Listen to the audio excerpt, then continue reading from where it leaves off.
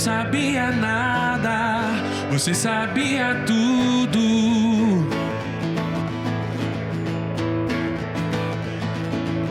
Eu coloquei de lado quem merecia ao centro.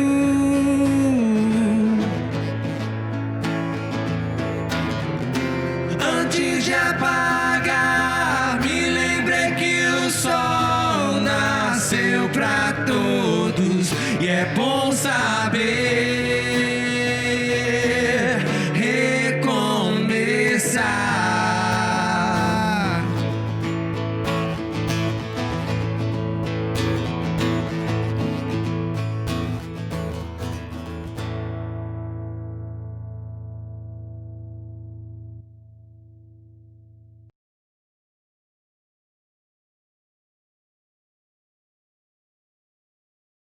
Sei que a máscara tira aí sua voz, mas espero que seja só isso. Você esteja aí feliz de estar aqui na presença do Senhor, né, nesse culto. Esse culto que começa de tarde e termina de noite. Mas é bom, né? Você chega mais cedo aqui, consegue sair mais cedo. Na verdade, essa é uma coisa boa que esse cenário todo traz, essa questão dos 3 cultos. E tem gente que prefere vir pela manhã, tem gente que gosta agora logo no iniciozinho da tarde, e também tem um pessoal que gosta de ficar para o final da noite. Então, no culto das 7h30. Então, você tem essa liberdade agora de poder ver aí qual o melhor culto para você, para a sua família, para tentar ajustar a sua agenda, né? Para ver também o tempo que você pode desenvolver ao lado da sua família. Então, se você quer ter um momento de repente com a família à tarde, à noite, você vem no culto da manhã. Então, abre algumas possibilidades. É importante nós enxergarmos as oportunidades e as coisas boas de cada momento. Eu quero dar rapidamente alguns avisos e antes de entrar na palavra. Quero lembrar aqui o nosso Congresso de Mulheres, que vai ser logo aí no mês de agosto, 14 e 15, né, de agosto, e todas as mulheres estão convidadas para esse momento muito especial, tá certo? Tenho certeza que vem aí uma palavra de restauração, de renovação, de exortação para o seu coração de mulher, que trava aí tantas lutas, tantas batalhas, né? Diferentes tipos de lutas e batalhas, e Deus vai firmar assim uma palavra poderosa no seu coração. 14 e 15 de agosto, Congresso de Mulheres com o tema Restaure. Uma outra e última palavra que eu quero dar é que nós temos um projeto social aqui chamado Projeto Casa, né? Que busca assim atender famílias carentes dentro de tanto da visão assistencialista, né, aquela emergencial da entrega de donativos, e estamos com uma parceria muito forte com uma ONG, né, a CUFA. Não sei quantos conhecem a CUFA, Central Única das Favelas. É uma ONG nacionalmente aí conhecida, e ela tem enxergado na nossa igreja assim um órgão de credibilidade para entregar donativos à comunidade. Isso tem sido muito bom. Além de tudo aquilo que a igreja tem buscado arrecadar com os irmãos, com as famílias. Essa é uma ONG que tem trabalhado em parceria com a gente, a CUFA. Mas o Projeto Casa também ele tem a intenção de não atuar somente na questão emergencial, né, do assistencialismo, mas atuar especialmente na parte preventiva, né, dando às pessoas a capacidade de se reencontrarem com cursos de formação, de elaboração, de várias coisas, né, artesanato, alimentação, dando às pessoas a possibilidade de lutar pelo seu sustento. E aí o projeto está tentando arcar alguns recursos para poder ter a sua infraestrutura pronta. E você viu lá fora, eu acho que hoje na entrada vocês viram aí, o pessoal fez uma máscara personalizada da igreja, né? o IBP Somos Casa, tá bem legal, tá da cor da igreja. Essa máscara custa R$6 e todo o valor arrecadado é direcionado para esse projeto. Então, se você já está com a sua máscara velhinha aí e vai precisar adquirir outra, veja se dá aí para adquirir essa personalizada da nossa igreja, porque você ajuda o nosso projeto. Mas, irmãos, nós estamos iniciando hoje uma série de reflexões oriundas da palavra de Deus para minha e para a sua vida, cujo tema estamos colocando recomeço. E tem tudo a ver com esse processo, com esse momento que nós estamos vivendo, porque a pandemia, ela teve, uma das coisas que ela trouxe foi uma grande parada nas nossas vidas. E uma parada longa, que já se estende aí por 4 meses, que nos fez refletir muito, rever muitas coisas, passar por muitos momentos difíceis, de dores e de perdas. E há agora um processo chamado de retomada, né? Nós estamos vendo aí, de uma forma geral, o nosso país, os estados, retomando as suas atividades. E recai sobre mim e você, sobre nossas famílias também, sobre a igreja, a perspectiva de retomada, de voltar à nossa caminhada. Passamos 3, 4 meses aí no modelo de transição, numa plataforma somente online, e agora aos poucos estamos voltando com os cultos presenciais e refletindo e pensando como ser igreja daqui para frente. Eu tenho dito que nós não podemos cair no erro de pensar que a pandemia traz apenas um parêntese na nossa história, de forma que, quando tudo isso passar, nós voltaremos a ser os mesmos, a fazer as mesmas coisas, a viver o mesmo tipo de rotina. Eu prefiro crer e acreditar, assim como aconteceu em muitos outros momentos na história, que Deus, no seu infinito amor, na sua soberania, cheia de compaixão sobre a vida do seu povo, Ele estabelece assim momentos muito difíceis na nossa vida, mas para que nós tenhamos a capacidade de entender como será a nossa caminhada daqui para frente, de mudar, de recomeçar. Essa é a grande verdade. Eu quero convidar você a abrir a sua Bíblia no livro de Neemias. Livro de Neemias.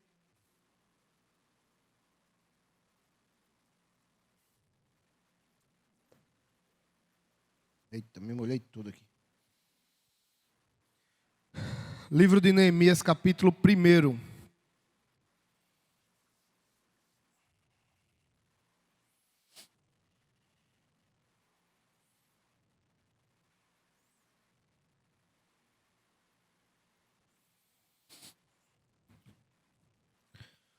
O nosso pastor, o pastor Elias, trouxe essa palavra no culto hoje das 9 horas.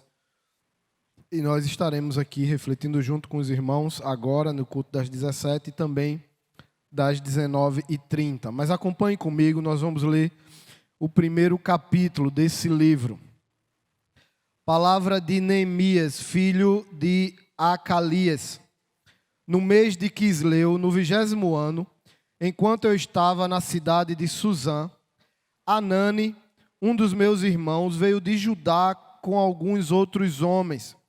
E eu lhes perguntei acerca dos judeus que restaram, os sobreviventes do cativeiro e também sobre Jerusalém.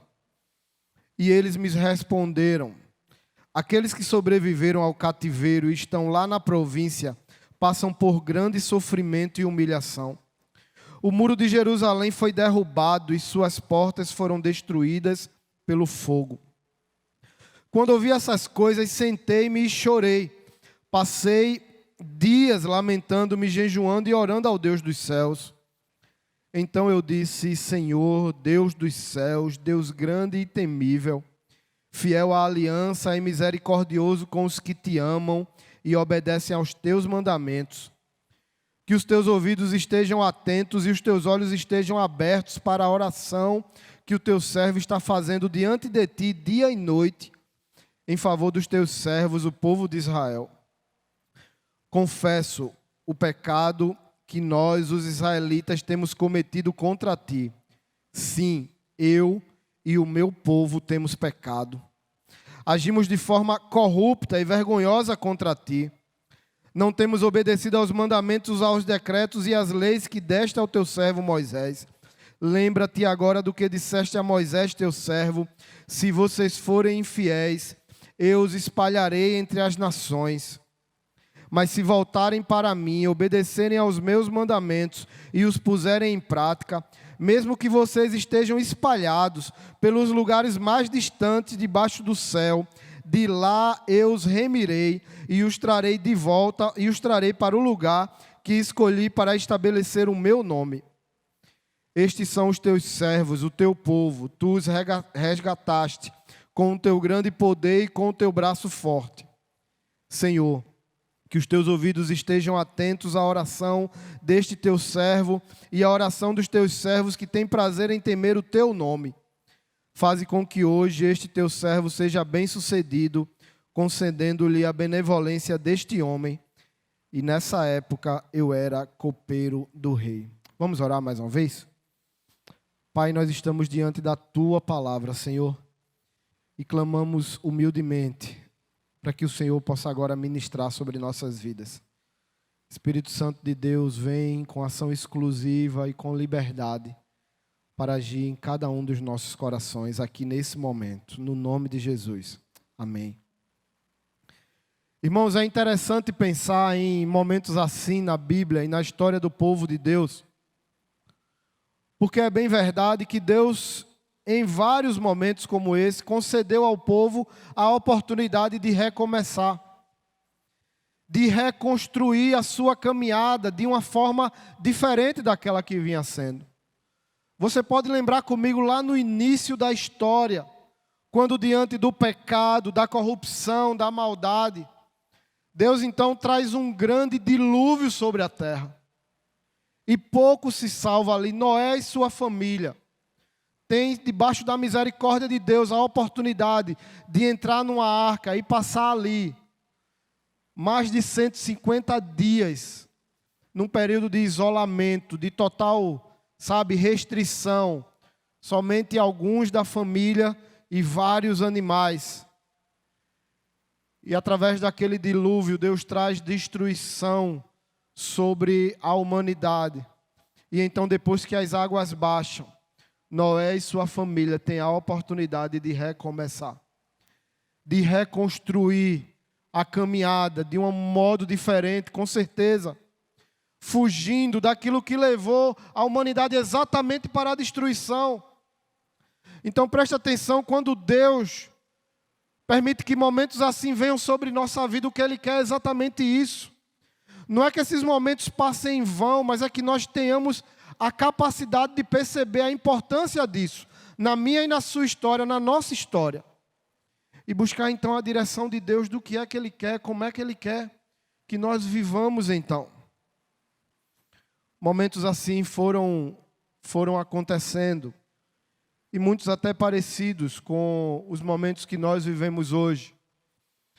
Mas nós queremos refletir nesse contexto de recomeço e nessas reflexões, nesse livro escrito por esse homem chamado Neemias, um homem que foi chamado por Deus para conduzir um processo de reconstrução de uma cidade que estava destruída.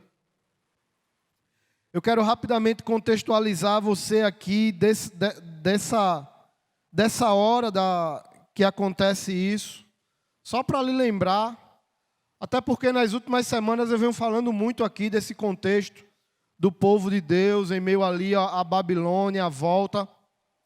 E nós sabemos, eu não vou voltar muito atrás, mas nós sabemos que o cativeiro babilônico veio sobre o povo de Deus como consequência do pecado, da idolatria, de uma vida muito mais voltada para os desejos e as vontades humanas do que para os propósitos de Deus. Os homens foram aos poucos e de forma muito sutil, se afastando de Deus e vivendo sua vida, buscando seus objetivos, fazendo suas coisas. Deus usa muitos profetas para trazer alerta e despertar o povo antes que tudo aquilo acontecesse. Mas o povo não dá ouvidos. E vem então o processo de cativeiro babilônico, através da invasão da Babilônia sobre Jerusalém. Aquela ação destrutiva de Nabucodonosor. Outra coisa que eu aprendo, e não é o foco da mensagem aqui, mas eu quero pontuar, outra coisa que eu aprendo é que sempre antes de estabelecer na história momentos assim, de muita dor, momentos difíceis, onde Deus deu ao povo assim, onde Deus permitiu que o povo vivesse coisas assim, como foi lá o dilúvio, como foi o cativeiro. Antes que tudo isso acontecesse, Deus sempre trouxe vozes proféticas, mensagens, tentando despertar as pessoas. E eu sei que esse período de pandemia levou muita gente a parar e refletir, e dizer assim, nossa, o que é que eu estou fazendo com a minha vida? Levou muita gente a lembrar de novo que isso aqui um dia vai passar e que a morte chegou muito perto da gente, se não ainda está.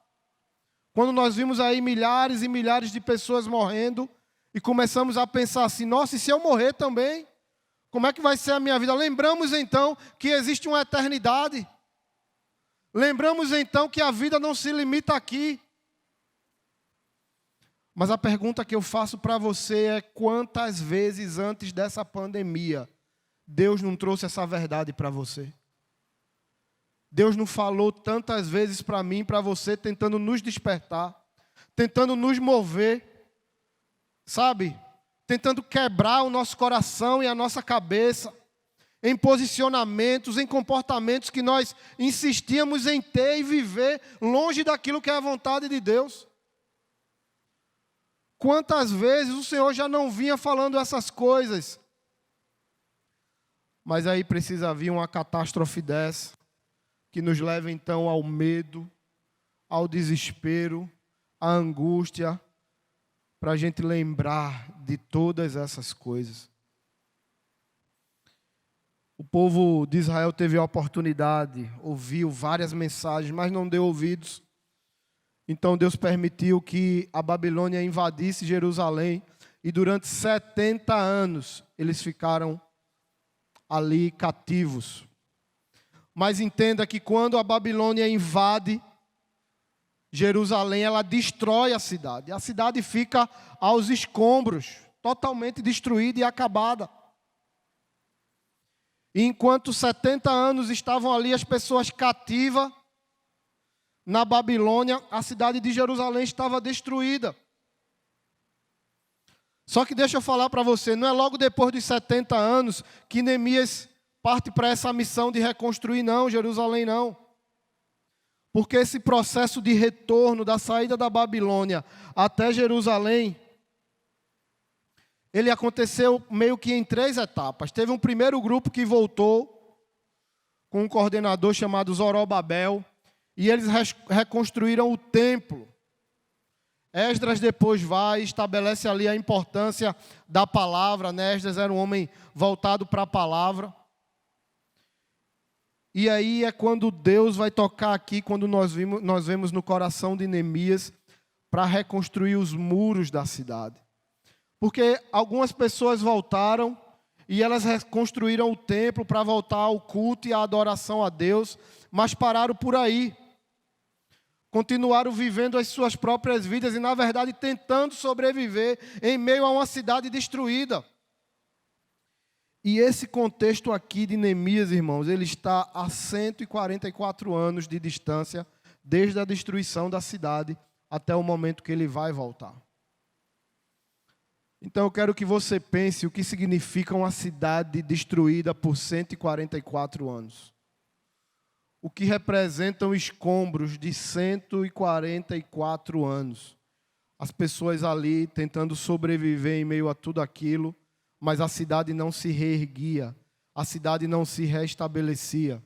Pessoas até morreram e nasceram em meio a tudo aquilo. Neemias nasceu no cativeiro. Ele não conhecia Jerusalém, ele havia nascido no cativeiro.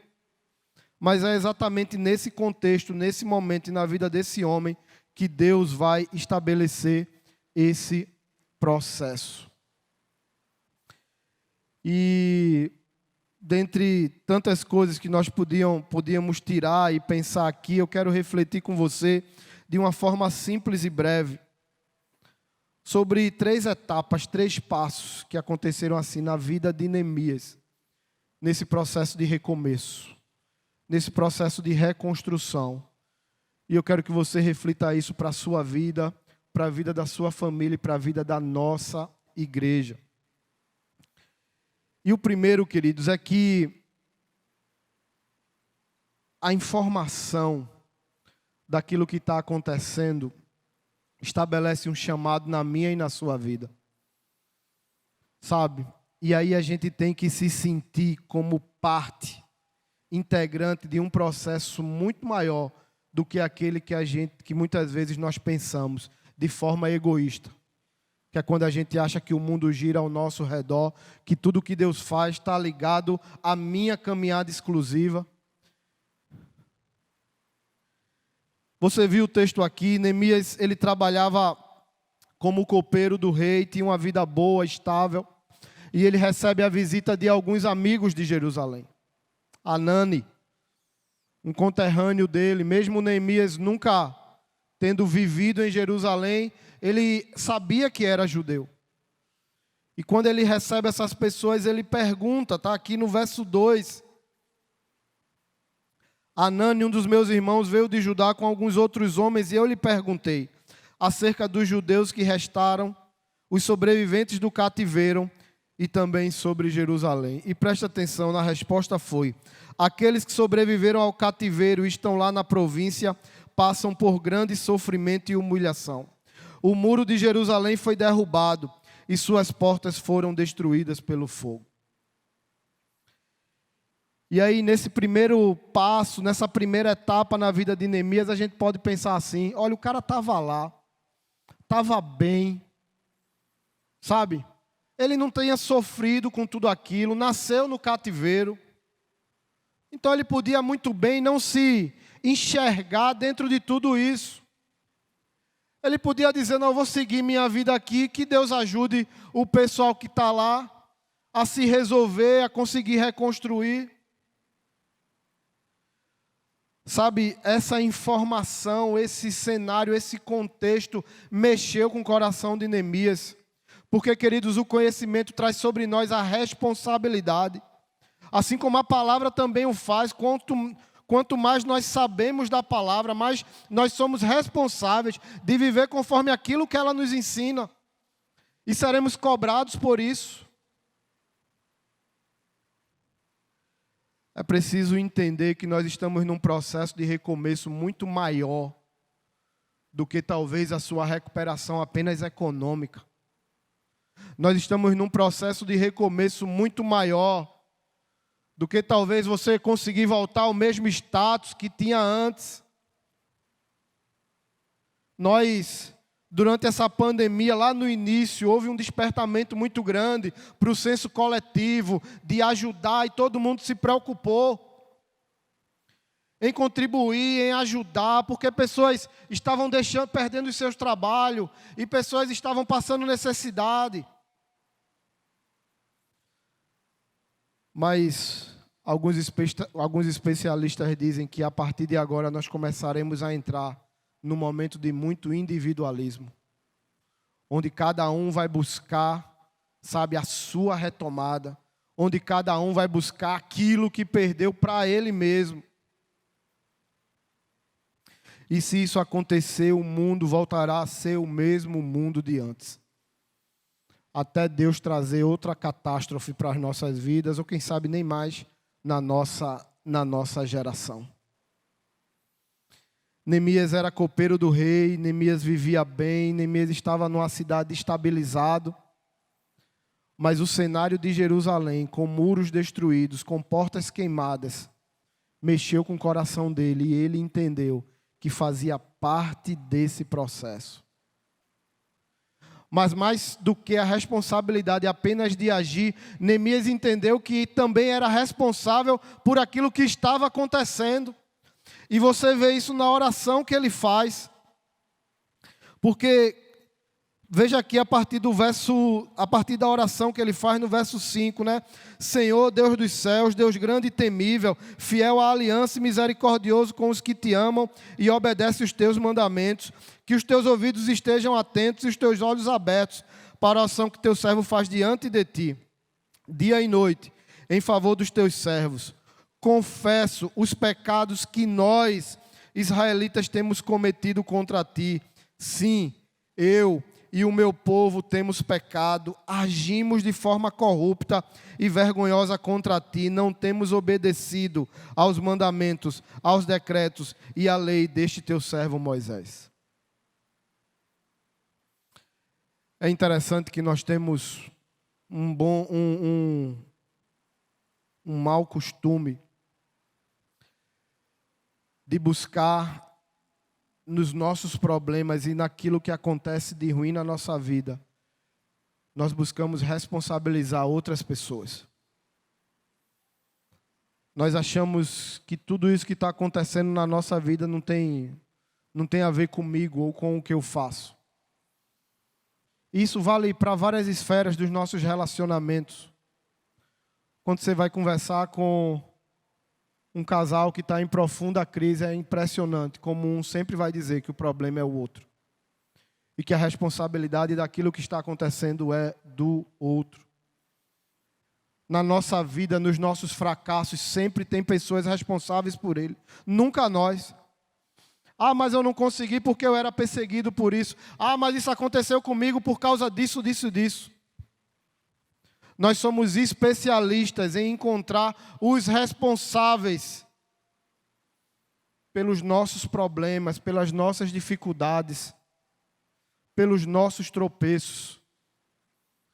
E nesse processo nós deixamos de olhar para dentro de si e perceber aquilo que verdadeiramente precisa ser mudado e transformado.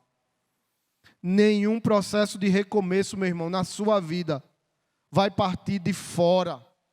Mas Deus vai primeiro transformar você, tocar em você, fazer você um agente desse processo de mudança e de transformação. Neemias não nasceu em Jerusalém. Neemias não vivenciou o tempo antes do cativeiro. Ele não estava com o povo idólatra, ele não estava com o povo que pecou.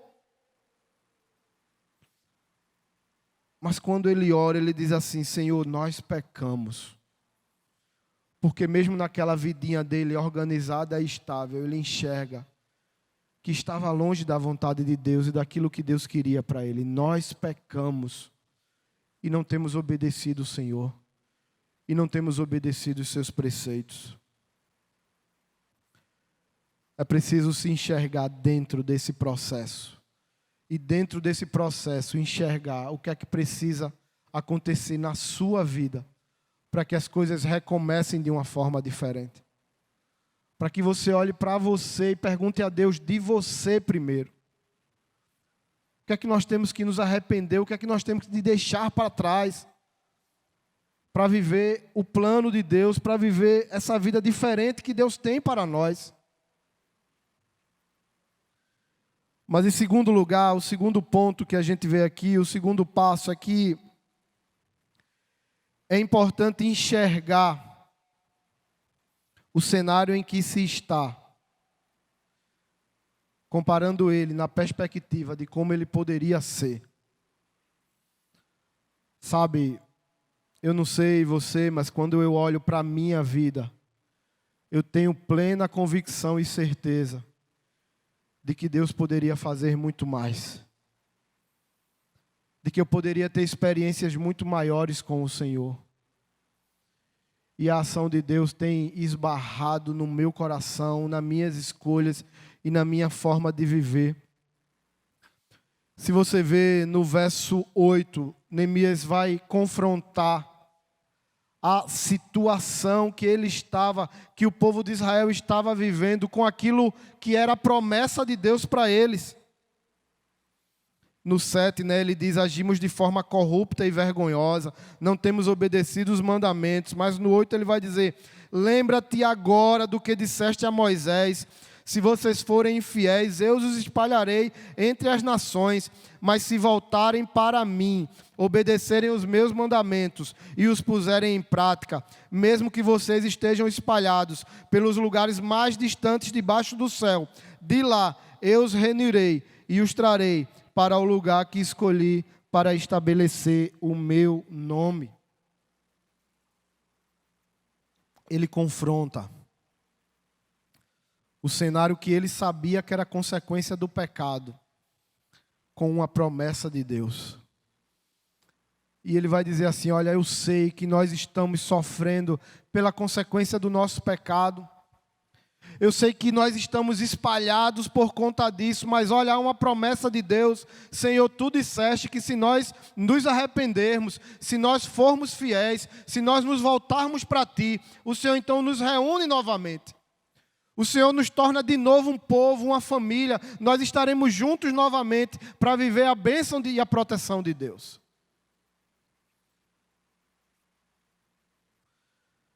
Você precisa confrontar aquilo que é a sua vida hoje com as promessas de Deus. Você precisa confrontar aquilo que tem sido os seus dias com as promessas de Deus.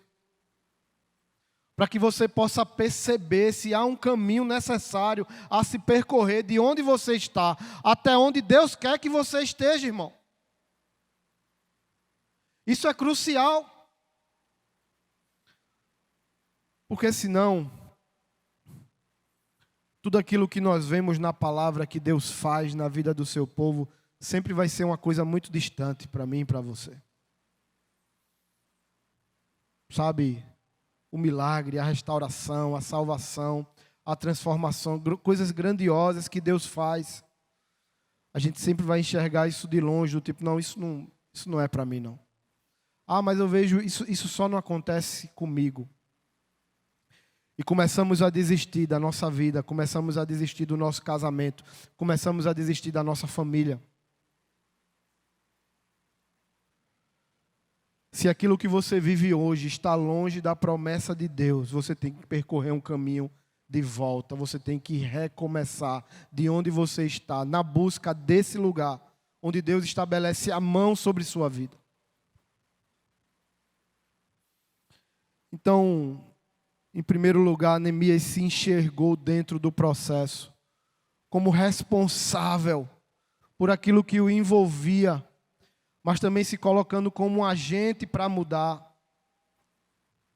Neemias confrontou a sua realidade, o seu cenário, o cenário do seu povo, com aquilo que poderia ser através da promessa de Deus. Olha, nós estamos espalhados, nós fomos separados, nós ficamos isolados. Mas há uma promessa de Deus, se nos voltarmos para Ele, se obedecermos os seus mandamentos, Ele nos reúne novamente. E Deus trouxe sobre nós uma separação. Deus trouxe sobre nós um triste isolamento. Mas eu creio, o pastor Rodrigo falou isso aqui no começo do culto. A palavra de Deus fala do grande ajuntamento.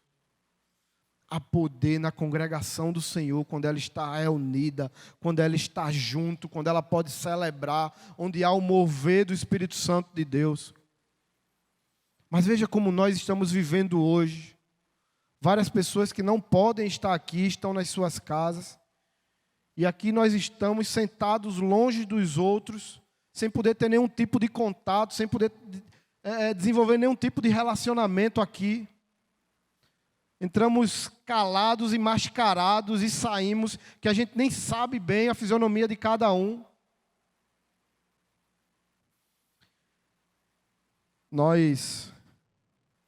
Aquele povo viveu 140 anos de escombros e de destruição e de afastamento. Imagine como foi difícil esse processo. Nós estamos aí há quase 140 dias, coloque para cada dia um ano, que é o cenário do povo de Jerusalém. Quanto mais o tempo passa, é ruim, né? Quanto mais o tempo passa, a gente vai perdendo a esperança. Quando essa pandemia começou e esse processo todo de parada se iniciou, havia muitos, otimistas que, não, isso vai durar uma semana, isso não dura nem um mês, isso vai passar rápido, não vai ser isso tudo não, tal. E aí foi uma semana, foi um mês, 2 meses, 3 meses, Dia 18, agora nós fechamos 4 meses.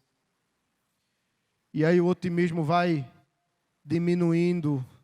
As frases tão abertas começam a se fechar. Mas mesmo depois de 140 anos, Deus queria estabelecer um recomeço na vida daquele povo.